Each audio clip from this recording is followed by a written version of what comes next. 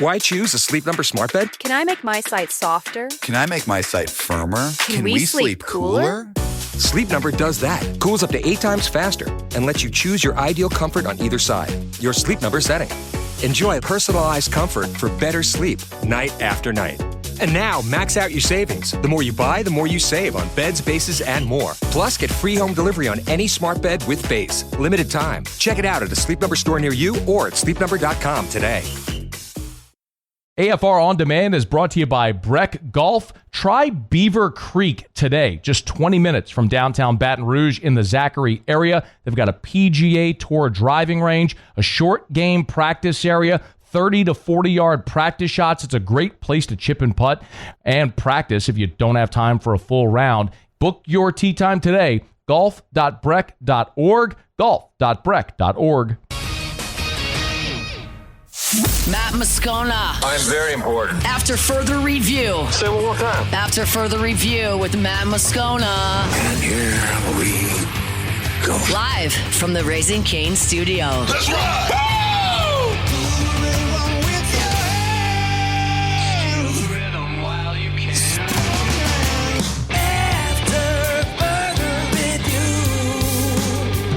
Hour 3 off we go. Welcome aboard. Glad you're with us. AFR, powered by Sunshine, your hometown John Deere dealer in Louisiana. I'm Matt. This is Shaq O'Neal, and I hate Matt. Paul O'Neal. They're chanting Paul O'Neal's name.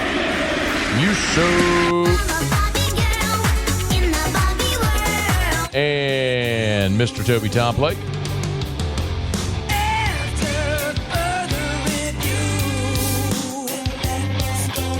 All right, we're here. Glad you are as well. It's 5 o'clock, quitting time. Glad you are driving home with us. Every Tuesday, we visit with Sean Salisbury, Unpaved. There on YouTube. He's on Twitter at Sean Unfiltered. Always glad to have Sean with us for a couple of minutes, talk some ball. How are you, man? I'm doing great, Matt. How are you? I'm doing awesome. Man, actually, I'm thrilled to have you today. Not that I'm not every week, but this is one of those weeks where the storylines write themselves. Let's start with LSU. Saturday night in Tuscaloosa, they made the decision that many of us anticipated was going to happen at some point. Not sure I thought it would happen how it did, but they made the switch from Nussmeier to Van Buren, and Frank Wilson has said, Sean, this week that they're going to continue playing both. So you officially have a 2-quarterback system. Let's start with Saturday. What did you think of the decision to make the move from Nussmeier to Van Buren there in the third quarter? You know, you look at numbers and accuracy and how long Nussmeier has been there. You think, well, let him play through it, but you also have to have an eye towards the future. And they, as good as he can be, just they weren't moving the football. And it's been a minute since LSU's been shut out of the end zone, should I say, Matty? I get it. I'm a Garrett Nussmeier fan, but I also get production. So I think the decision to go with both, while I hate a 2-quarterback system, it rarely works for them. It's just the end of the season I think you pay respect to Nussmeier because he's earned it, and you got to find out what's going on moving forward. You just do. And it's kind of happening on both the NFL and the college level there. And I know we'll get to the Saints, but it's a bummer because I know that but I can send him a piece of advice. I live in exactly where he is right now. I did at SC at the end of my career with Rodney Peete. And Rodney's one of my best friends, and I've probably shared this with you in the past. And it just, at this stage, you're trying to grind it out, and then they made the switch late, and they should have. While I was a good player, I was underproductive as far as putting points on the board and just getting a spark and getting it going. And it's been that way for the most part offensively for LSU and as a team all year. I get the move.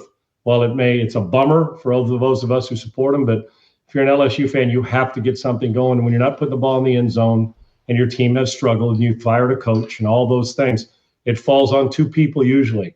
The guy who is on the sideline with the coaching shirt on and the guy under center. That's usually the way it works. And it's not fair, but guess what? That's just the way it is. And he has underproduced this year considering what we expected from Nuss going in. But this is not a life sentence, man. He can go do his thing, continue to compete.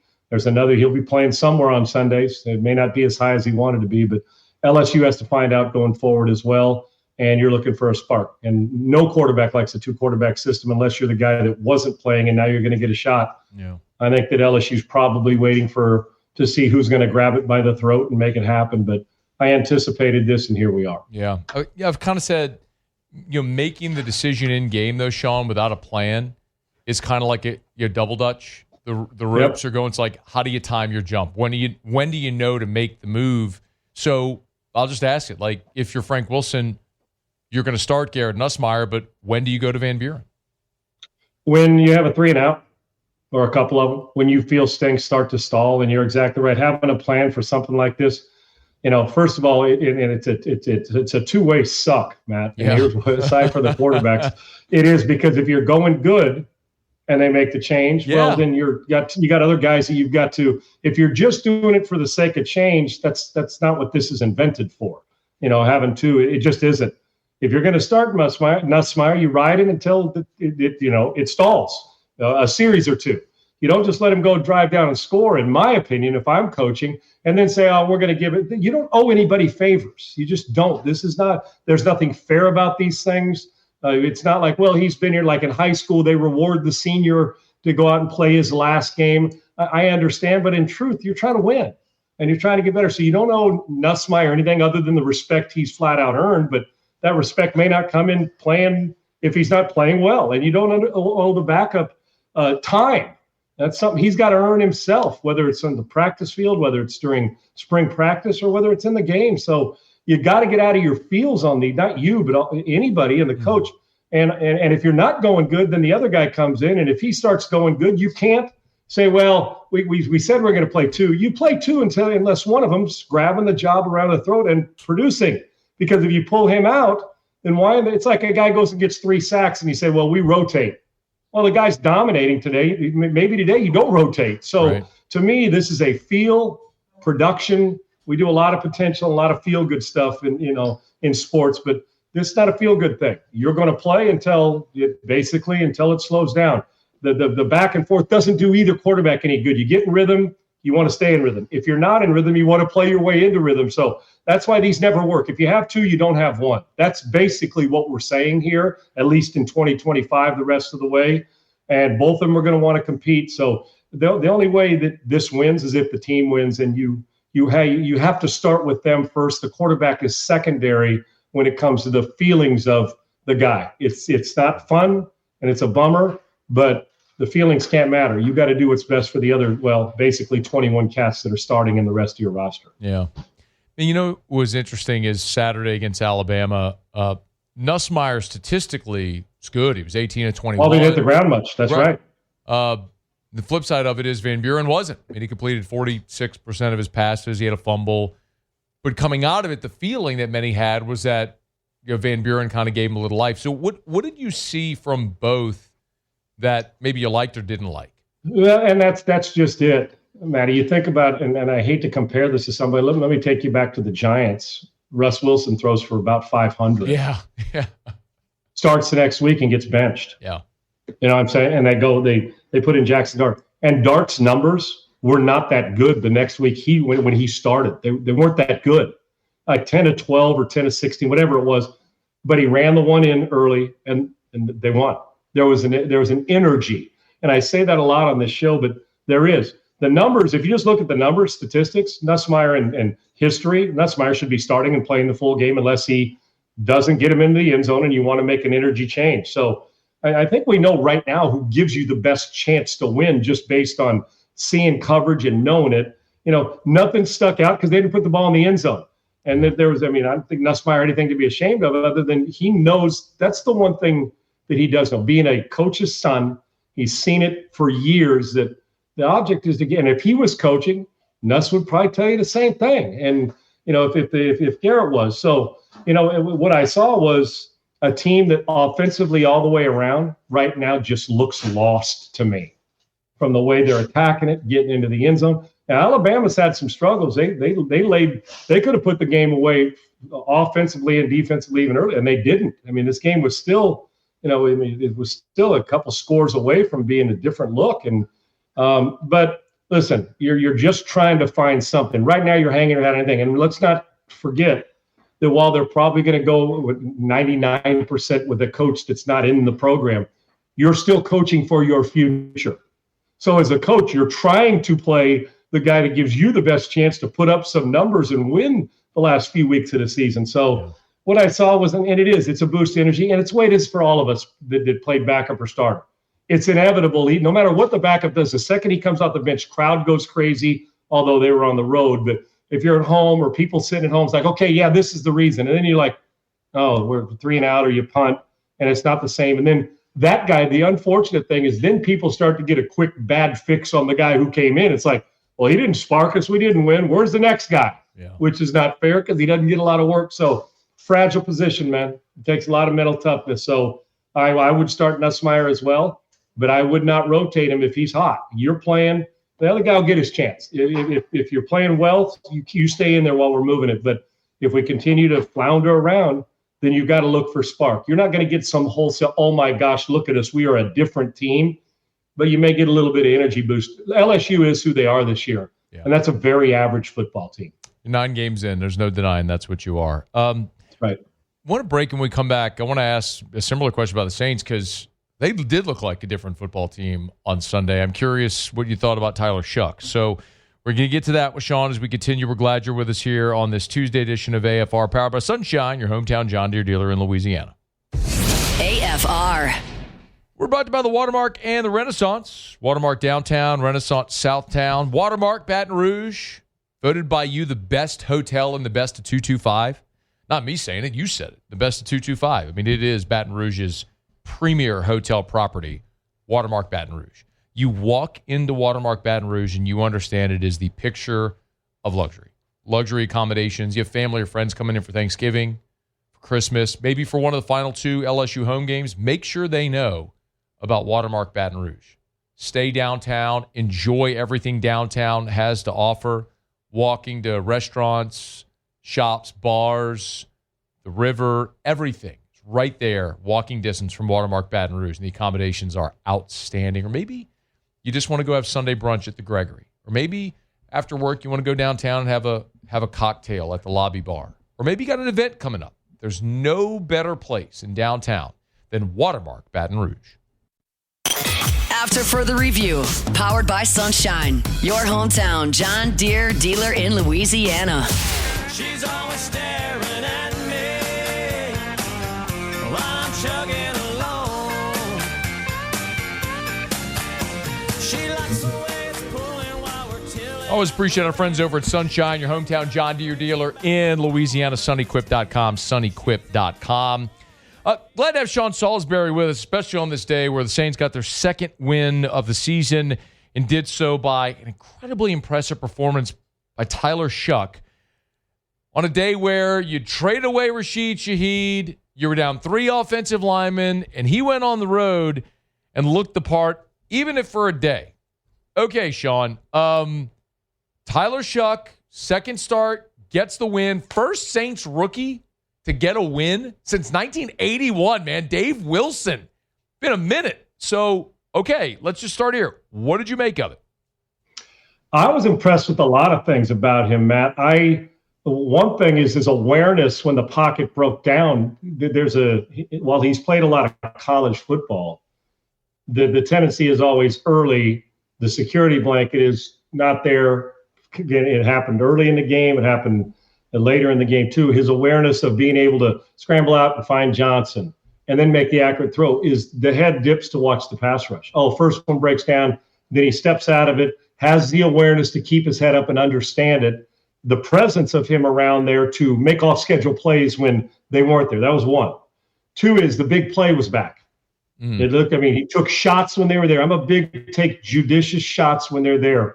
Because I've never met a quarterback that was any good over the long haul that was afraid to take shots. And when you're getting that start, Matty, the first thing that comes to your mind is protect the ball. I hate the message more than anything in the world, having been a starter and a backup, that when some coaches will go to the backup and say, just don't lose it for us. If you're sending that message, you shouldn't play him. It should, you go win it for us, drive the bus, take the shots when they're there, and be smart with the football. I'm telling you, it makes my head explode when I hear that message. Well, he's the backup. We're going to protect him a little more, and we'll compress it. I get all that, but don't let your team know. You want them to know that your guy believes in it, and they did a good job at that with this situation, because there's no worse message to tell a backup than then he plays scared and gripping the ball too tight, and all of a sudden he's afraid to take the shot, and when he does, it's desperate and late.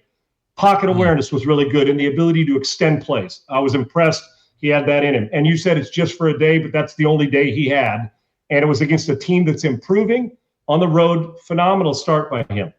The big play was there on accurate chances. Hey, a lot of times, too, you know how I am. Make me the simple, boring play all the time. And then when the spectacular chance is there, the deep go route down the right sideline, drop it in the bucket, 1, 2, 3, 4, 5, or 1, 2, 3 hitch, get it up and drop it in there, let them go do something with it. That's why they're athletes. That's why they got those 80 numbers and single-digit numbers. They can go score for you. Yeah. And he did that. So the chances were there. He took them. And then to scramble out and to hit the ball to the left in the second half. I mean, there was just something. And then he made a couple tight window throws that he set up, put the ball in his hand, put his foot in the ground, and ripped it when he had a little zone, and sitting down in the zone, and a great job by receivers to sit down and give him a window to throw to. So his awareness for a guy, because it's easy to say, well, I got the job. I don't want to lose it by making the mistake. And he didn't make the big mistake, he protected the football, but he also played aggressive. And the home run was there. They looked at me. A lot of guys got involved, and look what it did also. The run game did enough and excelled with Kamara. And so they were a two-dimensional football team. If you hadn't seen anything all year long but what you saw against Carolina, you know what you're saying to yourself? The NFC South, they got a chance. Defense was really good. They put it on them. They didn't give up a lot. And on the end, they didn't give up a lot of run after the catch. And offensively, they extended plays, made run after the catch, and when the home run was there, they hit it. And I love the way the ball came out of his hand. He didn't look like a guy who was getting a road start against a pretty damn good team and an improving team. The result, it wasn't just the potential of it. The result was good. You got the guy who's going to play the rest of the season. Now, what that leads to in the future, who the hell knows? Yeah. Hey, do you look, if I were to play devil's advocate, they only scored 17 points. Yep. Are we overreacting considering the productivity wasn't, like his stats were good, but on the scoreboard, it didn't necessarily manifest?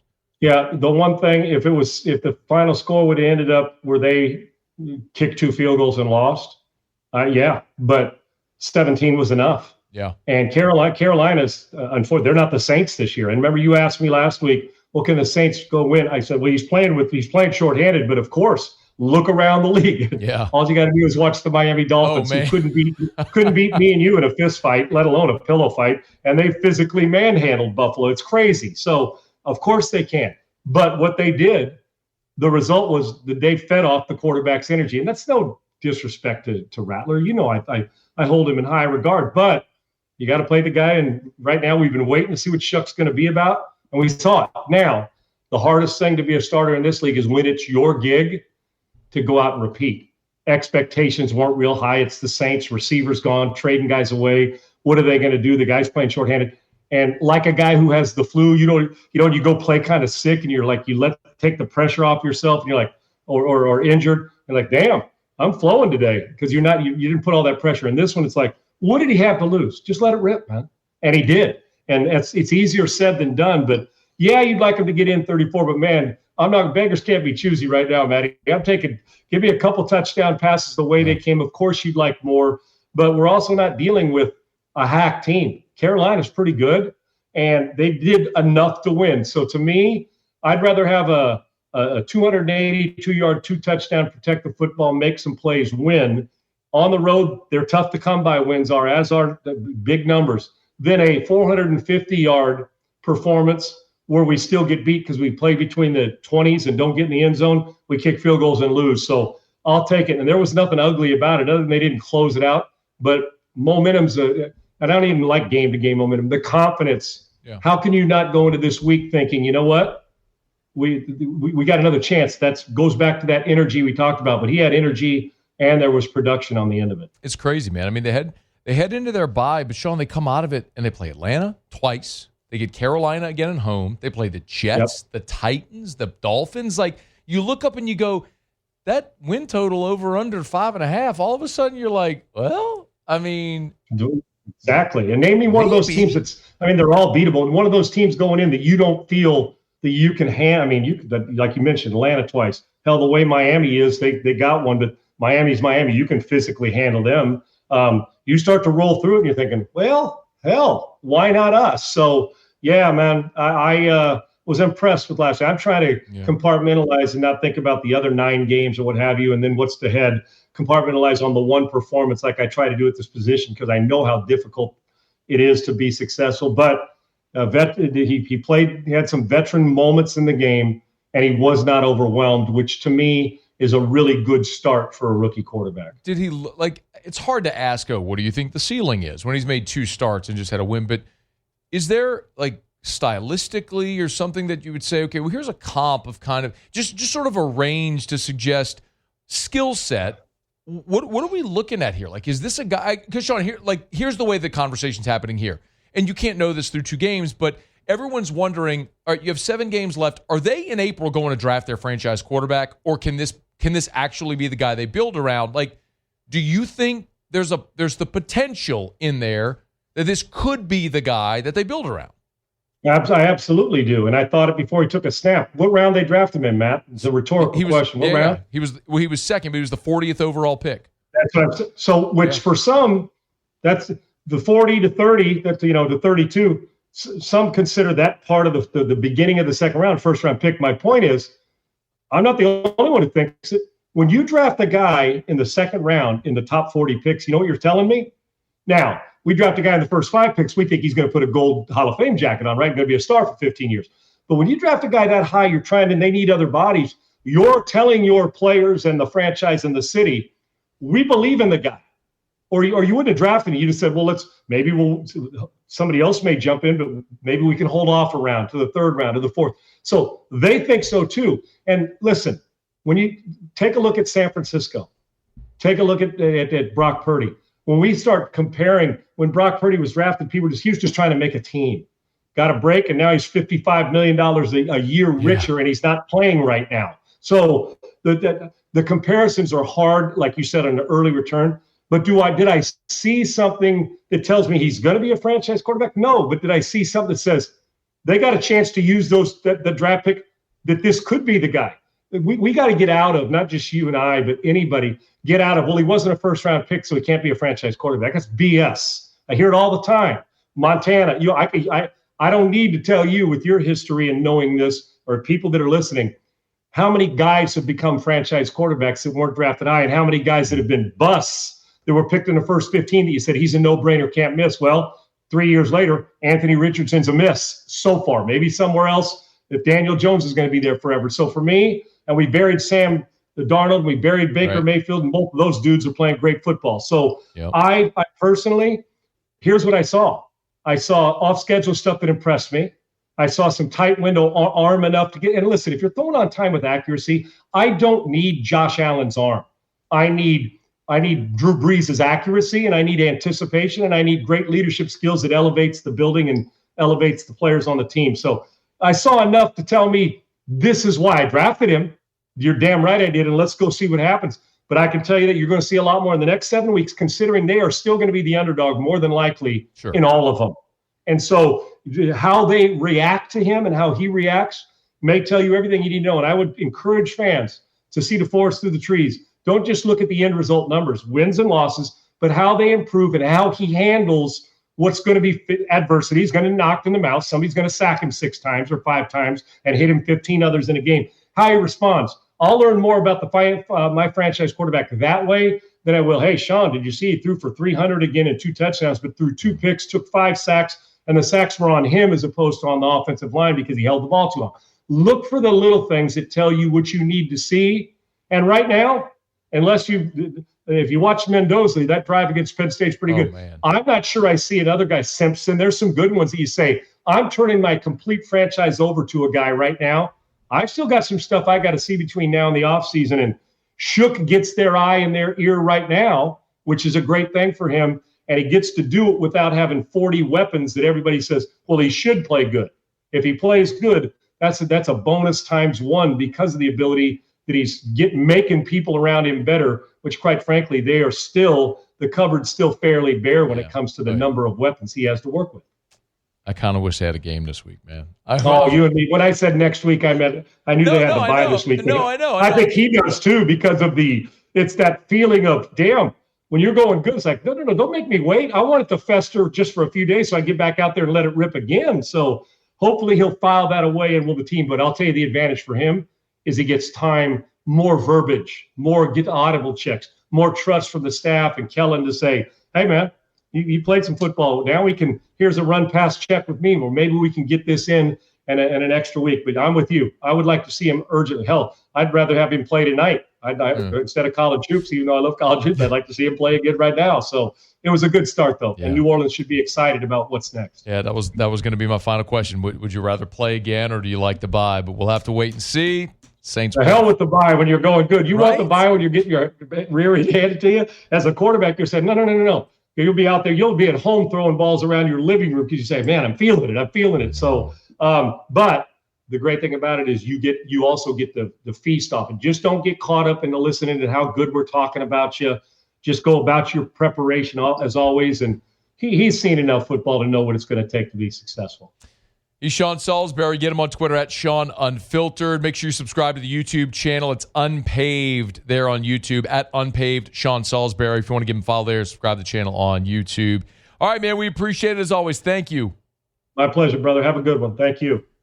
Thank you, man. Sean Salisbury is the best. We're brought to you by First South Farm Credit, firstsouthland.com, firstsouthland.com. We're talking about Sunshine, your hometown John Deere dealer in Louisiana. So many synergies there. Of course, all the farmers that use Sunshine's equipment, certainly you know about First South Farm Credit. We're going to be thanking farmers this weekend, courtesy of Sunshine out at the LSU game, but also, man, our friends over at First South Farm Credit, they do that every single day. They work with farmers who keep our economy going, who keep families fed. First South Farm Credit, and they got a great video up right now. Some of their great clients, Christy, her husband of Nelson Farm. You want to check that out. They're cattle farmers in Louisiana. Another awesome display of Louisianians who are helping our communities continue to grow and thrive. And First South Farm Credit have been amazing community partners for more than 100 years now, helping Louisianians buy land. It doesn't matter if you're looking for the 20 acres to build your family's dream home, the 1,000 acres for agriculture, the 100 acres for your hunting property. First South Farm Credit can help. Make sure your first call is to First South Farm Credit. Go to firstsouthland.com, firstsouthland.com. All right, we're glad to have you aboard with us here on this Tuesday edition of AFR. We are going to knock out a quick break, come back, kind of get you caught up on the big story of the day for those that might have missed it, which is all the drama surrounding Brian Kelly, his buyout, now suing LSU for $54 million for the full amount of his buyout. Get you caught up on what you missed. Get some of your questions if you want to get him in. Email us, text us, lots of ways you can do that. Jimmy's here in about 15 minutes for Auto Locks. We're glad you're hanging out on AFR. AFR. Get Gordon and get it done. Gordon McKernan Injury Attorneys. You've been injured in an accident. It's not your fault. Do what injured people in our state have done for 3 decades. Get Gordon and get it done. And right now, the entries are open if you would like to submit to win one of 600 free bicycles this Christmas. You want to see how you can enter? It's easy. Go to @GetGordon on any of the social medias. @GetGordon, @GetGordon, @GetGordon, Twitter, Instagram, Facebook, TikTok. Go to any of the social medias. Just search @GetGordon. You'll see the post to win one of 600 free bikes this Christmas and how you can register for free to win one of those bikes. And of course, just another way that Gordon gives back to the many communities that he serves. We're excited. The announcement, the bike giveaway is going to be on December the 11th at the main corporate office. And we're going to be there for AFR that day. So get Gordon and get it done. After further review, powered by Sunshine, your hometown John Deere dealer in Louisiana.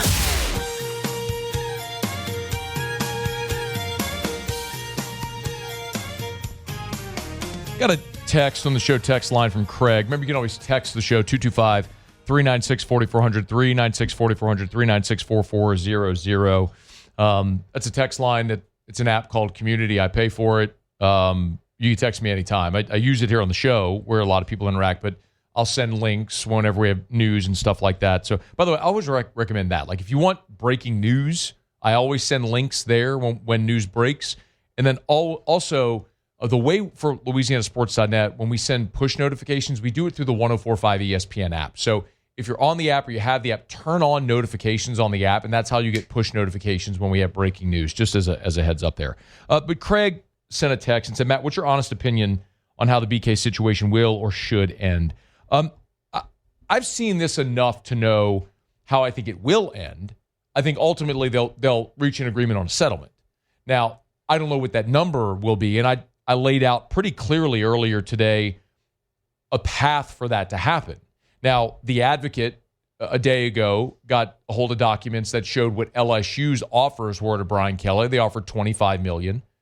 We at LouisianaSports.net today reported that Brian Kelly's representatives countered at $43 million, and then LSU went back at $30, and they still couldn't reach an agreement. They're far apart. But again, just the fact that Kelly, who is contractually owed $54 million, was willing to take 43. He came $11 million off his number. He reduced his number by 20% and was willing to take that. Like, he is negotiating in good faith. I don't care who you're for in this situation. Like, I don't care if you're tired of BK, you hate him, it didn't go well, you think he was just out playing golf. I've heard it all. And I don't care. He has a contract, and LSU is contractually obligated to pay that man $54 million. So the fact that he is in that position of leverage and was willing to come down $11 million, say, I'll take 43. And you may go, 43, I'll take 40. He's owed 54. He's going to leave $11 million on the table to be done with this. That's a good faith negotiation, taking 20% off his number. So he's there. LSU's got to meet him, wherever that is. And I told you earlier that I can't take credit for it. I had an agent tell me this earlier today, and it's smart. Said LSU should go negotiate and remove the mitigation clause, because then Brian Kelly could go get a job, and whatever job he gets that full amount and the lump sum buyout. So, for example, I gave you the Michigan State example. Let's say Michigan State fires Jonathan Smith. Jonathan Smith's contract is a $53 million contract. If Brian Kelly, there was a report that Kelly may want the Michigan State job. I don't know if that's true or not, but play the hypothetical with me. Brian Kelly takes that job, it's $53 million. Well, his buyout at LSU, the mitigation, wipes out his buyout. He don't get paid by LSU anymore. LSU could go to Brian Kelly and say, hey, look, we'll remove take this lower number, we'll remove the mitigation number. So that way you get this lump sum buyout, and you keep your new contract, whatever it is, and you get the lump sum buyout. So you don't have to worry about your number being mitigated at all. Okay. Like, there's a way to do it. And so then like, let's say it's 30, what LSU offered. We can get his new $50 million contract wherever and get $30 million sort of as a bonus on top of that. It doesn't get dropped down, right? Because if he took the full 54 from LSU and go gets a job that pays him 53 or 50 or 20 or whatever it is, now his buyout is mitigated lower than what the lump sum is LSU's offering. The point is, it benefits them both to settle. It benefits them both to reach an agreement. LSU to pay a lower number and to get out of it and just to move on with their new coach. Brian Kelly, so he can get a lump sum and go on to whatever's next. Coach again, go travel, whatever he wants to do. TV. It benefits them both to find an agreement. So I think they will. But I think you have two sides right now that are playing a high-stakes game of chicken. And it's being played out very publicly. Again, when it felt like all of this was starting to settle, now it got ramped up again today, and I hate to see that. And I just got a text from a buddy who's a national media guy who said, literally, this text, I'm not going to tell you who it was, but 5:28. So this was 12 minutes ago. Who are y'all going to hire, you think? I get some version of that 100 times a day. I know that's what everybody asks and wants to know. And I genuinely don't know. The thing that I would tell you, the audience, is the same thing I would tell anybody that asks me privately, that I've said in interviews I've done. I know Nick Saban today, the odds from Bet Online have Saban with the number one betting odds. I would tell you, I think that, I think that the number one target is Lane Kiffin. I don't think that's lip service. I don't think it's just pie in the sky. I do think that's the number one target. Really good offensive coach. Seems to have matured tremendously. I know Lane would have crawled over broken glass 4 years ago to get to Baton Rouge. He was really upset that neither LSU or Florida interviewed him. The AD that passed on him 4 years ago, Scott Woodward, is no longer in place. The AD now in place, Verge Osbury, has a great relationship with Jimmy Sexton, Kiffin's agent. I believe Nick Saban has championed Lane to LSU powers that be in those conversations he's had. I do believe that's their number one target. I don't know if they can get a deal done. Our buddy John Talty, who's now with CBS, was with AL.com for a long time, was on the College Football Insiders podcast, and was asked that question if Kiffin would leave Ole Miss.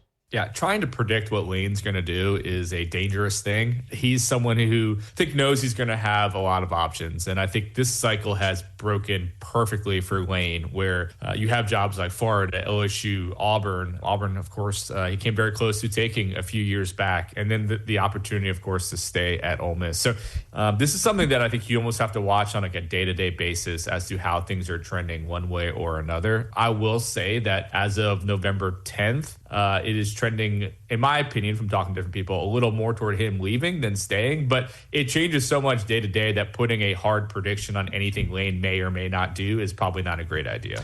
I think I agree with a lot of that. It's very difficult because of the timing, because Ole Miss is going to make the playoff.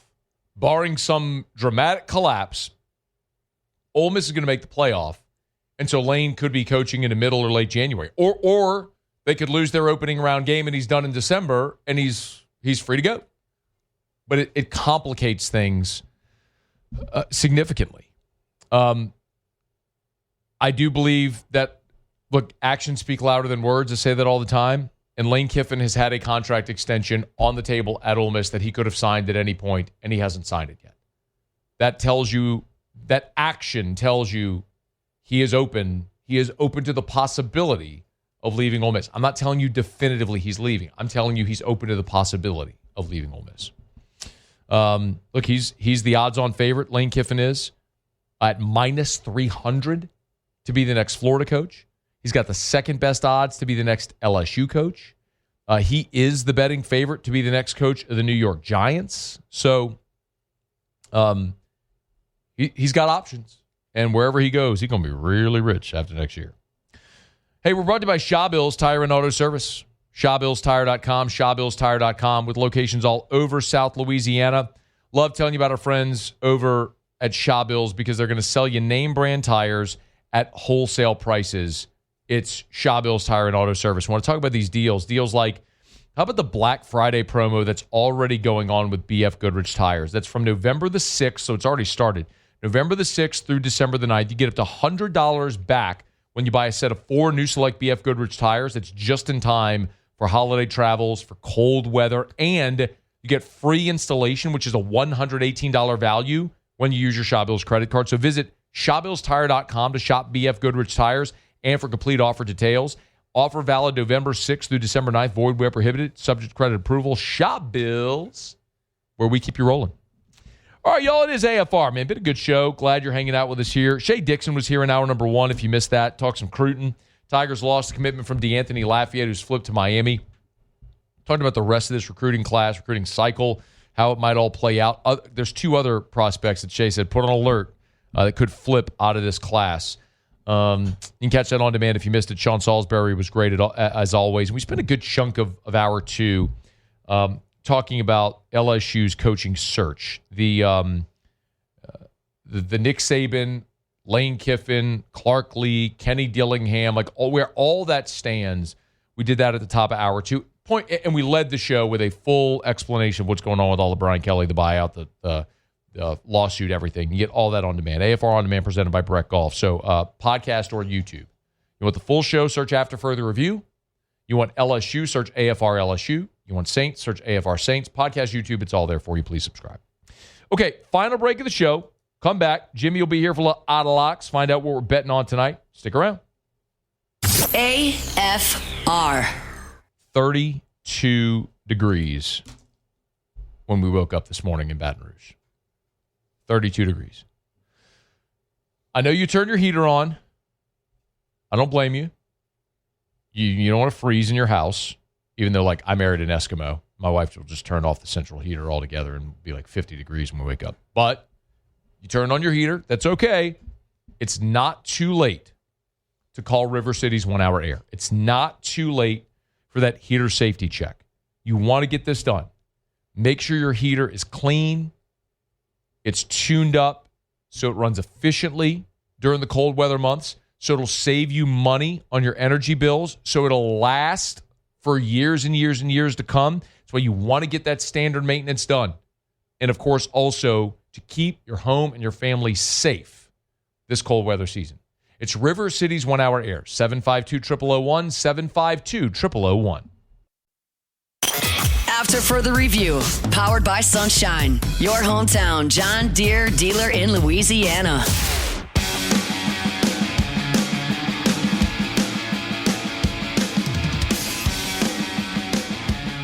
Down the stretch we come. Final segment here on this Tuesday edition of AFR. We always appreciate Sunshine, your hometown John Deere dealer in Louisiana. Remember, Saturday, it is Thank a Farmer Day. They'll have a couple of farmers on the field for LSU Arkansas, courtesy of our friends at Sunshine, your hometown John Deere dealer in Louisiana, and an official partner of LSU Athletics. All right, one thing left to do. Let's find out what we're betting on tonight. Time for Otter Locks. Otter Locks. All right, time to win some money. Presented by Total Maintenance AC Repair. Same-day service means you will never sleep hot. 480-1000. We are Total Maintenance. I think it's safe to say that I won the bet. Yo, Otter, how are you? Matt, how you doing, buddy? Good, man. Little 1-1 night. We won with the football, play on Monday Night Football. Lost with the Bulldogs from Stark Vegas. But that's all right, man. Another day, we plod on, and a nice card tonight, man. What do you think? Yeah, Bulldogs from state, they were a little bit uncomfortable in a rural setting in South Dakota, so should have known that. Yeah. Tough spot. But the Eagles you bring the city boys to the country, and it just, it just doesn't work out. Yes. So anyway, odd pod for a Monday night game in college basketball. Speaking of college basketball, this is a really good slate of games. We got a good week of games, actually, man. A lot of good games and plenty of good ones tonight to complement our action. Let's start off in college basketball. Our buddy Matt Humans from Beeson, who had a really good college football week this past week, he does a lot of preseason homework. He and I both like Texas Tech tonight. Texas Tech. We know they're funding their football all the way down to their softball, so the basketball is getting a big chunk of it as well, and they're very, very good. So Texas Tech on the road, on campus, in Champaign against the Illini, plus the 3.5. We're going with the Red Raiders in this top 15 matchup that tips off at 7:30 tonight. This one is a stinky line. Kentucky Wildcats. We talk about the collective. The average SEC basketball program is getting 15% of their collective. Kentucky's getting 45%. They want to win a little bit more in hoops in Kentucky. But, man, Louisville has put their money where their mouth is as well. This is their Super Bowl, their Final Four, whatever, tonight. So, stinky line. Wait, Kentucky's catching points at Louisville? Yeah, we're going to take the home-standing Louisville Cardinals. That place will be jumping tonight, minus the, I think it's 5.5 currently, Mac. It is. Yeah, so minus 5.5. And then Ole Miss, who was so close to advancing to the Elite Eight. They've got a really good coach. Yes, he had a little trouble in Austin. Now he's resurfaced in Oxford, but man, he's got a heck of a team again. Now that they're winning, how about the Ole Miss collectives going on with football and basketball? Minus the 9.5 against Memphis. This should be a blowout tonight at the Pavilion in Oxford. Rebels minus 9.5. Like both games we got both games at Otter Locks that we placed on the website earlier today in the MAC, but one clearly I like a lot more than the other. start off with Western Michigan. We cashed last week on the Ohio Bobcats. Remember that? The late touchdown for Ohio U. They cashed the ticket for us, but we're going to flip to the other side tonight at Western Michigan. A little tricky spot here for the Bobcats. Short price on the road. We take the Broncos at home. That kicks off at 7 o'clock. 30 minutes before, Kent State against Akron. We're going against Akron again, Matt. They blew us out last week. We're on them again. Kent State should provide much more resistance than last week's opponent for the Zips. And the line is going up. It was at 7. It's now 7.5 for Kent State. Just to be clear, Western Michigan is the one that you like more? Yes. Okay. Yes. 1 minute remaining. All right. So Western Michigan minus 1.5. Kent State plus 7.5. Oh, actually, it's Kent State is plus. We like Kent State or Akron tonight? Kent State. Okay, we like Kent State. Dogs. Yeah, okay. We like Kent State, which is up to 7.5. And on the hardwood, 3 games: Texas Tech, Ole Miss, and Louisville. Where are you tomorrow, Otter? We are at Iverstein Butcher, so great spot. Getting ready for a great lunch and also for the holiday cooking. So Iverstein Butcher's on Perkins, just off of Essen. Awesome spot for lunch. All right, Otter, thank you. All right, thank you. We'll see you, man. We're brought to you by Rouse's. As we get on down the road, we'll remind you about Rouse's, the official supermarket of the New Orleans Saints. Rouse's.com, Rouse's.com. Of course, Hester and Flynn there every Friday during football season. Great spot to get everything you need before Thanksgiving dinner or dinner any night. Of course, make your groceries with your mom and them. Been doing that for 65 years. Rouse's.com. Rouse's, this feels like home. Muse Pauly, thanks. We'll see you tomorrow at 3. After further review. Yo, we're getting on down the road. Man, I'm really enjoying getting to talk to you every day about Arco Power Systems. You know, Arco Power Systems, industrial Generac standby power. You know, what does the loss of power mean for your business? Power goes out. What does that mean for your business? Only you can answer that. But Arco Power Systems make sure that your business stays online. They make sure the roads are working, the phones, dispatchers for 911. You know, life continues through an event, and they are the backbone at Arco Power Systems that supports our region when people are getting through a storm, a hurricane, an outage. They've literally had Blackhawks and National Guard pick up their guys to go to work. They work 24/7 during disasters. But they're generators that are built for businesses. At Arco, they like to say, our business is your business. So whatever business you run, you need generator power, you need Arco Power Systems. ARCCO, arco.com.